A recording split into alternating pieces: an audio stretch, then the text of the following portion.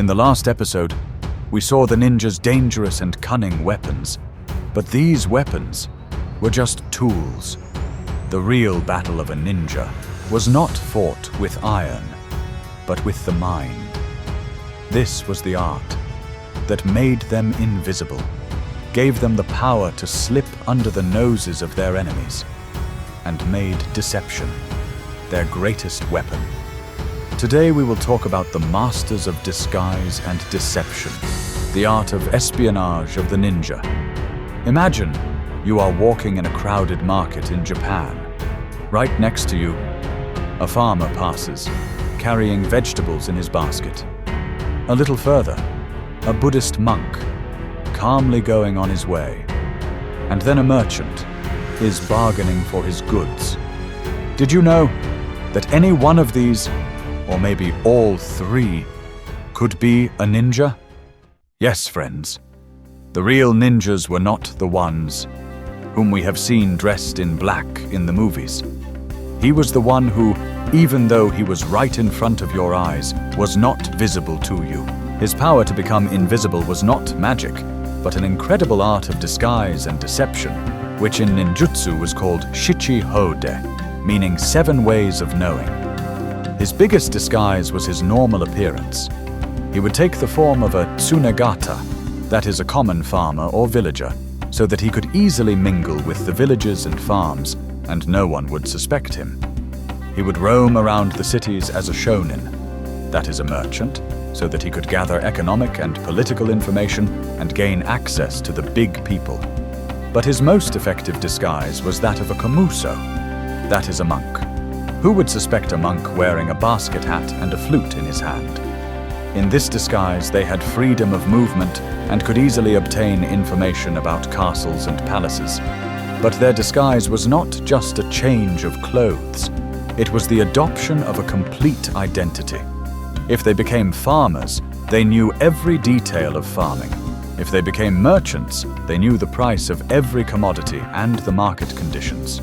They not only looked like that person, they also thought, spoke, and behaved like them. And when disguise was not enough, the ninja spread their web of deception. They were experts in spreading rumors. They spread such false news among enemy forces that soldiers started fighting among themselves or started doubting their leader. This was called Kyojitsu Tenkan-ho, that is, mixing truth and lies. They would deliberately leak wrong information to misdirect the enemy.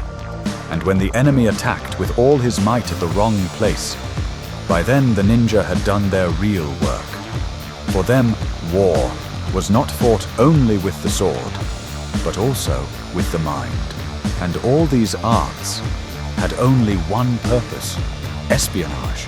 The real strength of the ninja lay in their spying abilities, entering the enemy's territory, understanding their plans, finding out the strengths and weaknesses of their army, and then delivering that information to their master without anyone suspecting it. This was their main purpose.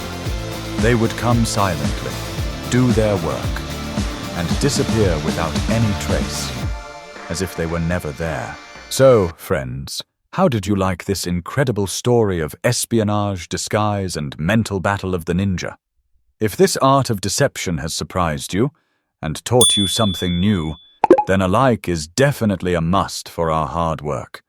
And to know such deep secrets of the ninja world, do not forget to subscribe to our channel. We saw their training, saw their weapons, and today we also saw their art of espionage.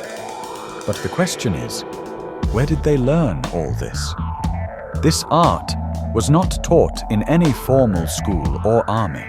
It was born in 2 mysterious places, hidden in the deep, dense mountains of Japan. 2 such villages, which were considered the biggest strongholds of the ninja, and whose names are still taken with fear and respect. Are you ready to enter the world of Iga and Koga? What secret was hidden in these valleys? And why were these 2 each other's biggest enemies, and also friends? We will know in the next episode of our series, Episode 5, Iga and Koga, the biggest strongholds of the ninja. Please wait.